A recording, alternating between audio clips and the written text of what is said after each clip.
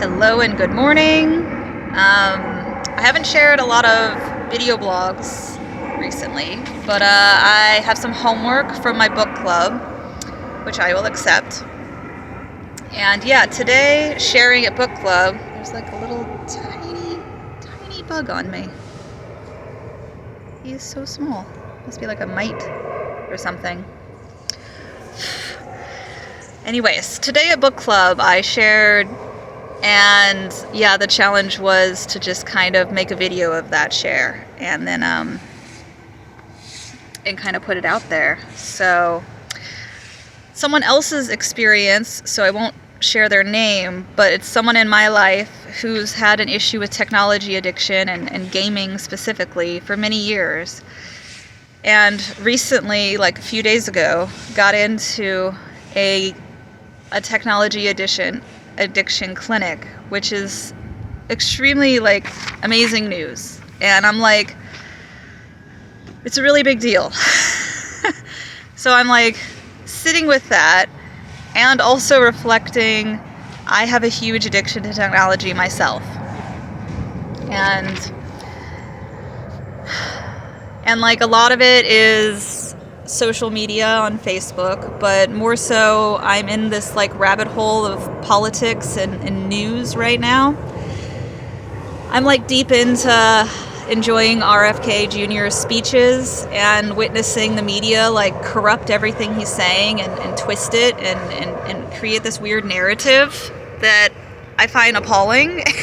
And so it's taking up so much of my time learning about the COVID procedures that happen and that I don't agree with, and all this stuff, and it's draining me when I do it so much that I'm not living my life. And I want to describe what it feels like. I feel anxiety. I feel a lot of anxiety, and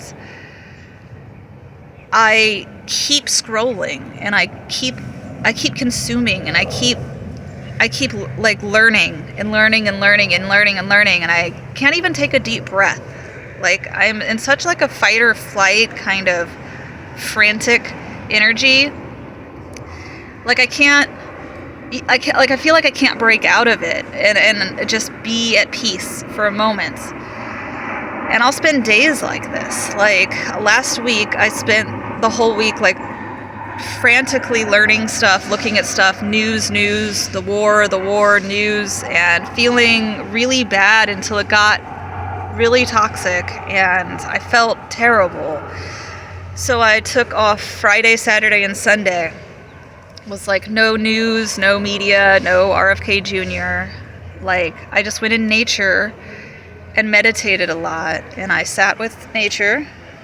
And I sat with some trees, and I didn't do anything. I didn't take in anything. And it felt so good. I felt so present with myself. I felt able to breathe deeply and feel relaxed and feel at peace. And then Monday came along, and I spent nearly 3 hours on Facebook and probably longer on YouTube. And the next day, 2 hours on Facebook, probably longer on YouTube. Just went right back to it, like an addict. And yeah, I wrote down some words, but I think I've said a lot of them. I feel energetically depleted. I feel I don't have control. I feel ungrounded and not balanced and frantic. And I feel I don't work well. I'm trying to multitask and clean my room while I watch a news clip, watch a documentary about the insurrection, and while I do something else, and I'm so divided with all of my stuff, and I'm not present with any one thing, that it keeps me in that frantic space. And I liked this, I'm reading a book by a monk who I slaughter their name every time, but they said if we consume good food, we feel better, and if we consume bad food, we feel worse. And that's the same thing with media. If you're consuming toxic media or just too much media and not spending enough time giving yourself enough time to sit with yourself and be present with yourself and integrate what you're learning and integrate healing. Because I'm also in this book course really deeply trying to heal from some stuff and feel my heart and feel connected to things that I felt like in a cage for a long time. And I want to open up to the world and open up to healing. So I guess I'll share like a song that helps me come back to like being able to breathe. And this song is Bliss is Ordinary is like the most amazing podcast ever. It's like about song circles, and they teach a song at the end, and it's called The Podcast That Sings, but it's called Bliss is Ordinary. And I met these people at a festival recently, so blessed to have met them. But I think this is by Jesse, who caught the song. And it goes, peace in my heart, even when I don't know where to start. Peace in my mind, even when I'm not fine. Peace in my heart, even when I don't know where to start. Peace in my mind, even when I'm not kind. Not fine. Wasn't prepared for singing. But I love singing. So I say sing, and nobody can't sing. Everyone can sing, and everyone's voice is so needed in this world. So yeah. That one's on episode 2, I think, or 1. Anyways, I noticed some other things, that this addiction is robbing me of experiences and needs that I have that are not being met. So I noticed that the other day I messaged a friend and I was like, let's go mushroom foraging. Like, I don't have a car, they do, we've been talking about it. I'm like, I haven't explored like this whole area yet because I don't have a car, so I'm just in city life in Seattle. And the Pacific Northwest is beautiful and there's mushrooms everywhere.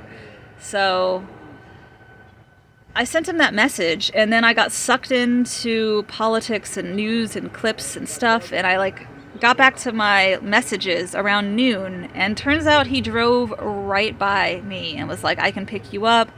I'm going to go meet some friends, and we're going to hike Mount Washington or something and forage for mushrooms.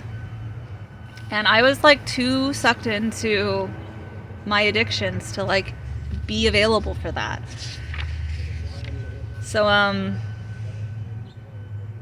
yeah, that's my reflection, like this week. Like last week, my reflection was, this is toxic stuff when I consume it at this quantity, and I want to slow down and be in nature and feel more. And then this week, I went right back to it and realized, like, I am missing out on things. Like, my needs of, like, being social and being connected with people and meeting people, my needs of being in nature and in the sun. It was a sunny day, which is rare, of hiking and mushroom foraging and adventuring, all like weren't met. And I had a long, kind of depressing day of like continuation of scrolling and realizing that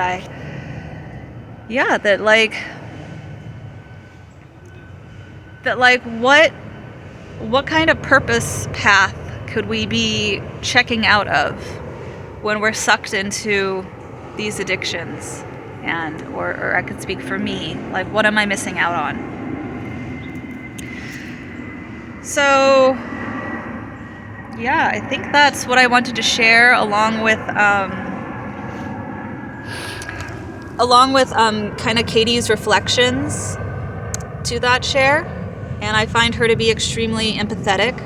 She's the writer of the Journey of the Empowered Heart book, which also has a book course that's very affordable and a community that we meet and we do these meditations and we do these talks. And I find it to be such a loving and heart-centered way to like heal and be in community. So I highly recommend this, and I enjoy her reflections, so I'll share them here.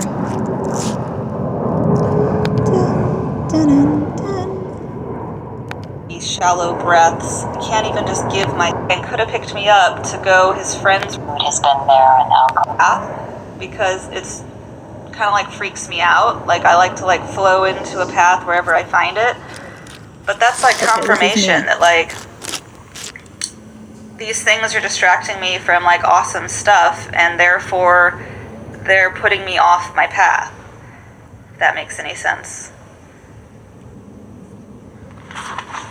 Wow, Ocean, as you were speaking, I thought, man, I wonder how many millions and millions of us can relate to what you're talking about. I feel like that should have been an inspirational video that was then put on YouTube, because what you were speaking is, it's a systemic problem. You know, it's a huge issue. Is the addiction to our devices, to our distractions. And you know, we could look 200 years ago, and there were different variations of distraction.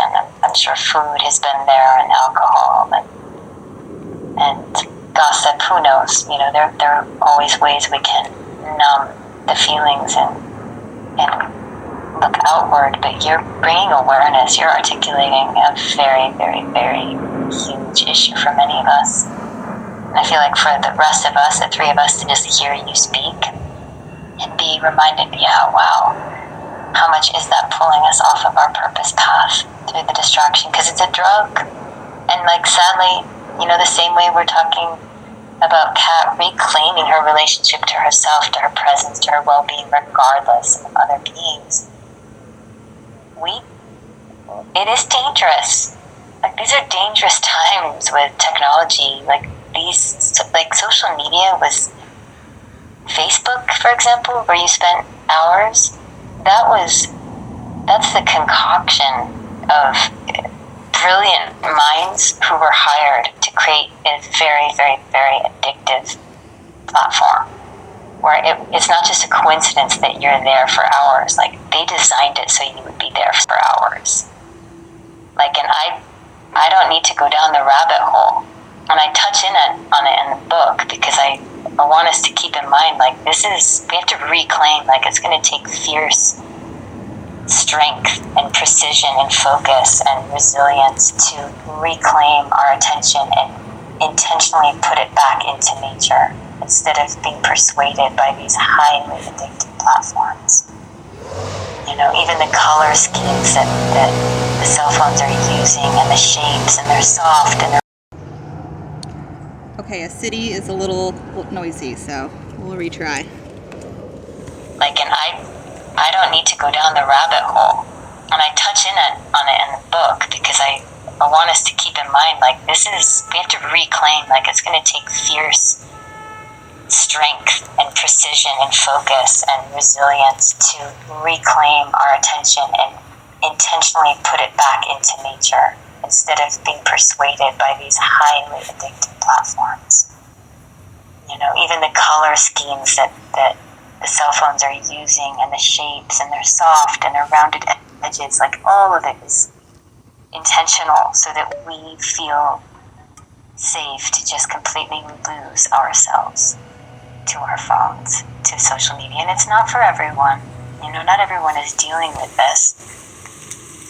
However, that is pulling you out of your heart space. That's pulling you out of your power. Because your purpose is going to be directly connected to your heart, to your passion, to your love. You know, that purpose path that you speak of. And if something's pulling us out of presence, and we're dealing with addiction, we're pulled into unconsciousness. We're not in our power. And I also want to acknowledge you, the work you're doing to get your brother guided safely into the arms of support, and then witnessing, wow, now I need to look at my relationship to devices. Like, my brother was the addict with video games, and now brother's getting help. I'm looking at myself like, whoa, I have an addiction too. I need to sort this out, you know? Because your need was to go up into the mountains and be in nature and experience connection. Your need wasn't met because of the distraction. And I think, you know what, Ocean, I would say if there's any shame or upset, which I don't know if there is, but if there is, I would digest that experience as medicine that you needed for clarity, because what you're bringing forward now is so powerful. It's consciousness. You're aware. You're observing, like, oh wow, that doesn't work. I don't want to miss out on life because of social media, So that's medicine. That's those uncomfortable moments that we wish we could go back and change are often the ones that we needed to gain the wisdom so that we can fulfill our purpose, So thank you for sharing that. I encourage you to record. Okay, there she's recording, or encouraging me to record it. I love when she said, like, I'm not going to let, like, social media, like, cause me to miss out on things.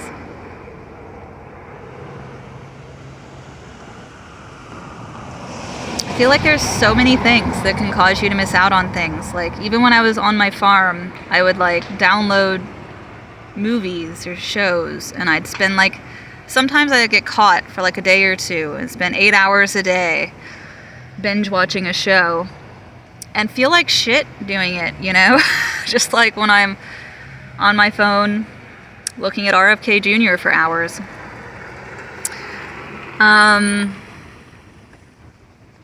Yeah, just because, like, I know it's a distraction. I know I'm, like, frantically keeping myself distracted. And yet, like, if I just breathe and sing some songs and feel okay being present with myself and be present with everything that I do and the world around me and the people around me,